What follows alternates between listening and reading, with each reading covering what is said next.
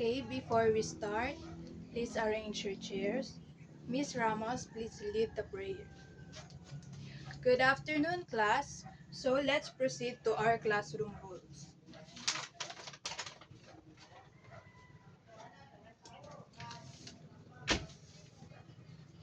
For our classroom rules, be honest and responsible, listen and follow directions, treat others with respect, raise your right hand if you want to answer, and avoid using cell phones.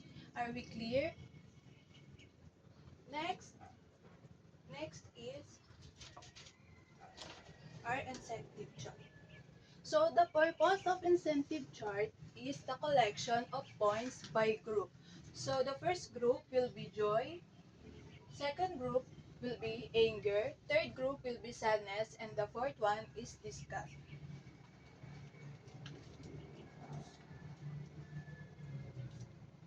This emoji is for 10 points and this emoji is for 5 points.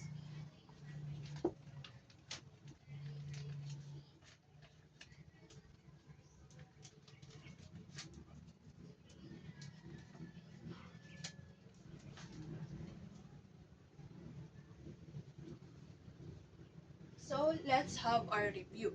What was our topic last meeting? Yes, that's right. Our topic last meeting is all about poverty. So what is poverty? Okay, thank you for your answer. Now let's proceed to our pre-test.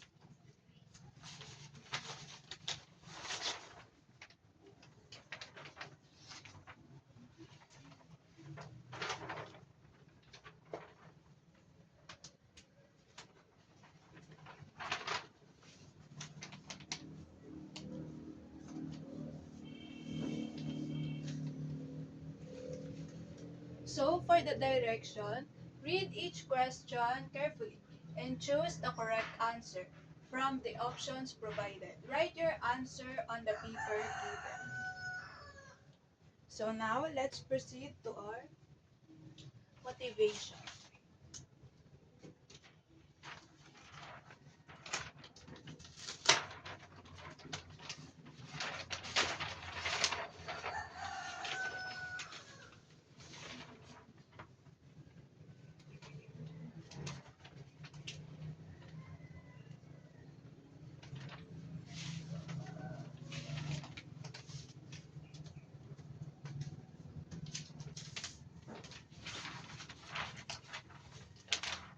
So our so for our motivation, each group will have one representative and we will have 2 rounds.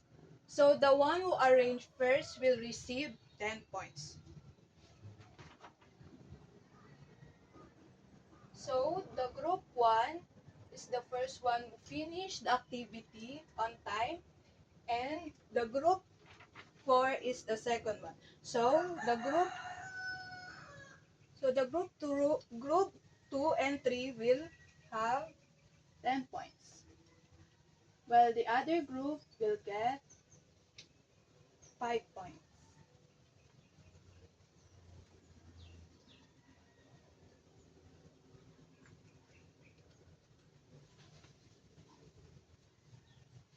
Now, based on our activities, what do you think is our topic for today? Yes, that's right. Our topic for today is the causes of poverty.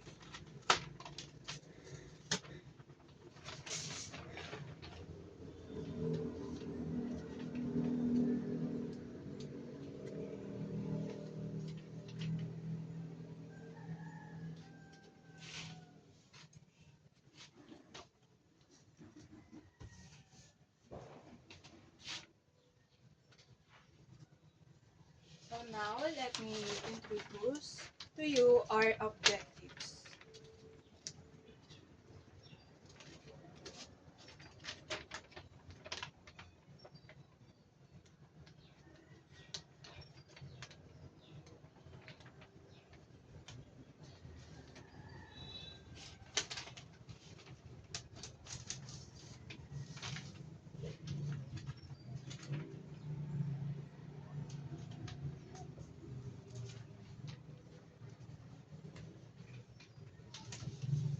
objectives. At the end of the lesson, students are expected to discuss the causes of poverty, participate in learning activities, and express appreciation in understand the activities. Next is unlocking difficulties.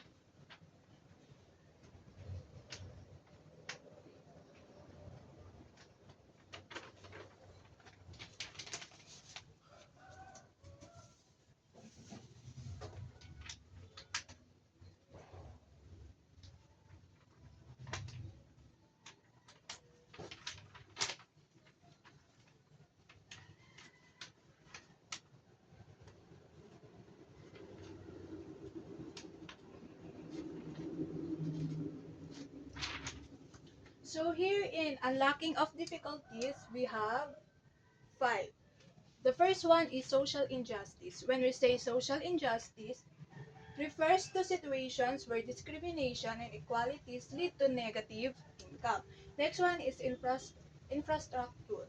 Is defined as the base physical systems of business, region, or nation, and often involves the production of public goods or production processes. Next one is warfare. Engagement in or the activities involved in war or conflict. Next one, poverty. Poverty is a state or condition of lacking the financial resources and essentials for a certain standard or living. The last one is conflict. A serious agreement or argument, typically a protracted one. So, next is next is our discussion.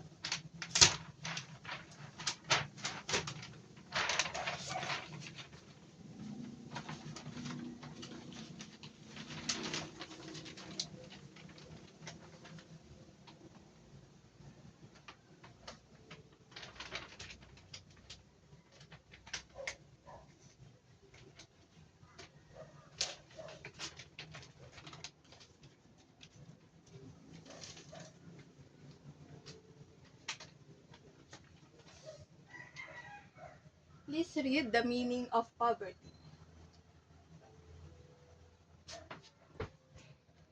So when we say poverty, it is a state or condition of lacking the financial resources and essentials for a certain standard of living. We all know that our living today is really hard. We are having a hard time to provide our needs. First one, the cause of poverty is the lack of good jobs and job growth. So we all know that not all people have jobs, especially the ones who didn't finish their education. So this is the first reason a lot of people think about. When you don't have a good job, you aren't getting good income. So pag wala kang trabaho, of course, hindi ka magkakaroon ng pera na magagamit mo para sa iyong buhay. So next is lack of good education. The second root of poverty is a lack of education. Poverty is a cycle, and without education, people aren't able to better their situation. So that's why education is very important to us, because education will help us in our future. So if we don't have education, madali lang tayong mauuto ng mga tao, because sa panahon ngayon, ang mga tao, karamihan sa mga tao ay mapagsamantala. So, if you have the opportunity to study, or there's binigyan ka ng oportunidad para makapag-aral, you better grab it. And at talagaan mo ito so that hindi ka mahihirapan in the future. Next is warfare, conflict. So when we say warfare, Conflict has a huge impact on poverty. In times of war, everything stops. It's very difficult to get things going again as foreign businesses and countries won't want to invest. So, especially here in Philippines, no? Hindi naman ang ating mga kagamitan or mga supply natin is enough para sa atin. Of course, marami tayong kulang na mga products. For example, is mga rice or other foods na kailangan natin. So, if we have conflict to other countries, paano na lang yung bansa natin? So, we better connect, right? Or we need to be good to other so that hindi tayo magkakaroon ng conflict or war sa iba. So, next one is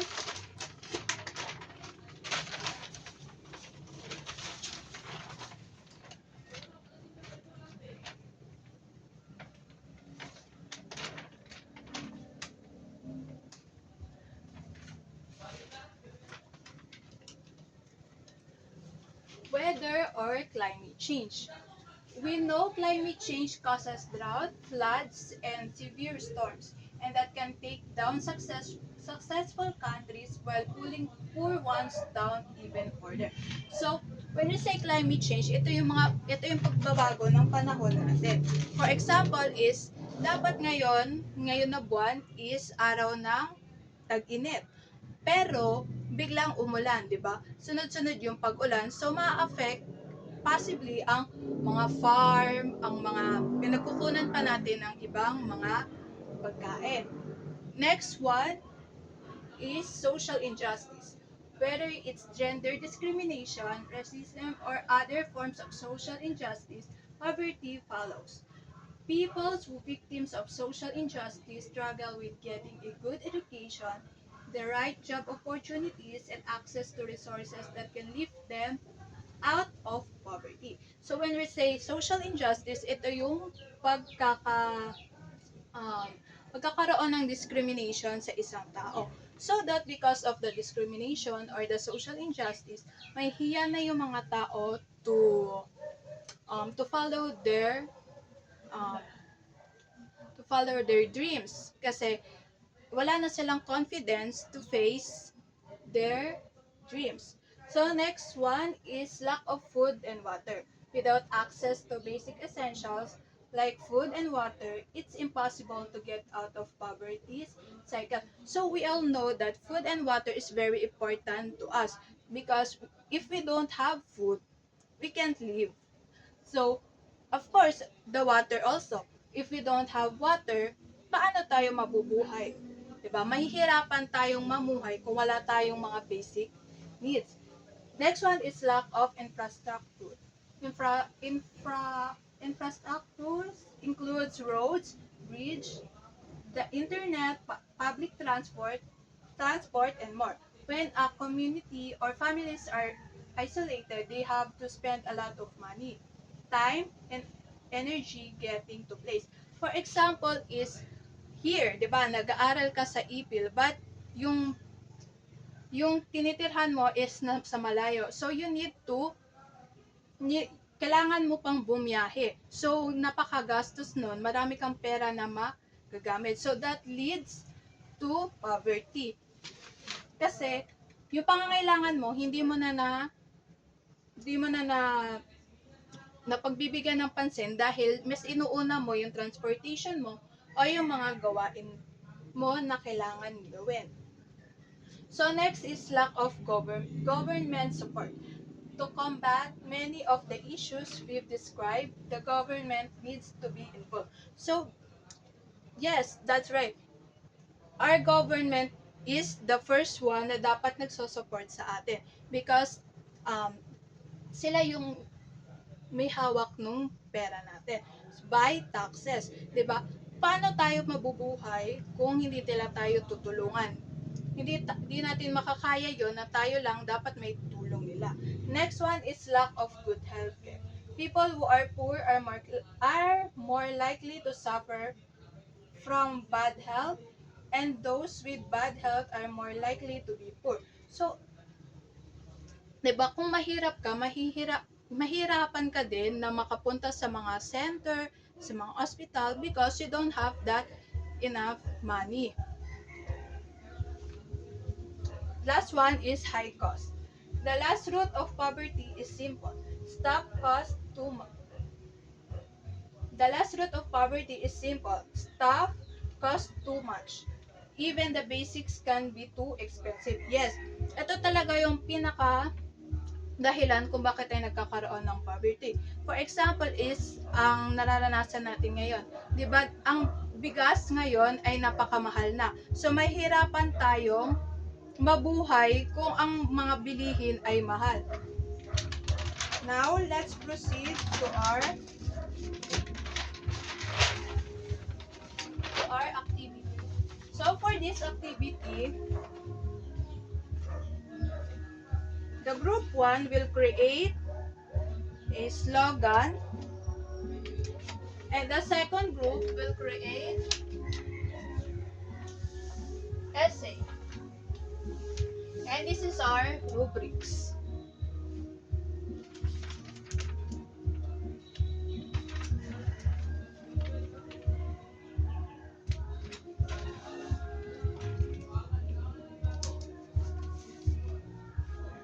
Okay. So I will combine the first group and second group. They will be the team 1 and the third and fourth group will be the team 2. So the group that gain higher points is the team 1. So I will give them 10 points while the team 2 will have 5 points.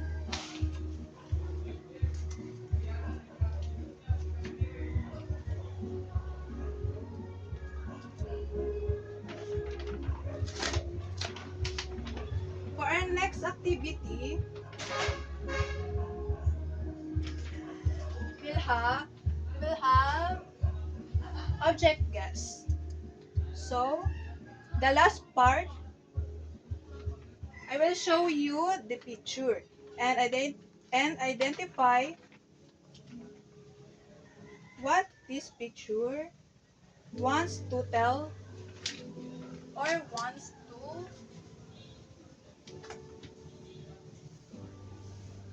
okay. Ano ba ang napapansin nyo sa ating picture? Okay, Miss Ramos? Okay, thank you for your answer. So, we can see the paghihirap ng mga tao, di ba? Kakulangan nila sa pagkain, kakulangan nila sa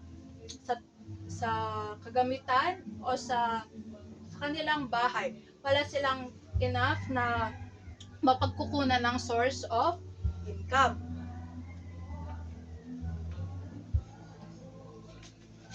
And now, let's have our evaluation.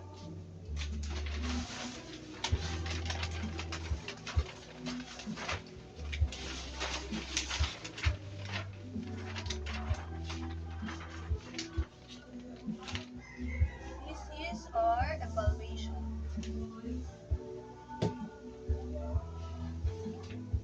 Okay, now please pass your paper and I will check your activity. So the answer for number 1 is letter A. The number 2 is letter A also. Number 3, letter A. Number 4, A. And number 5 is letter B.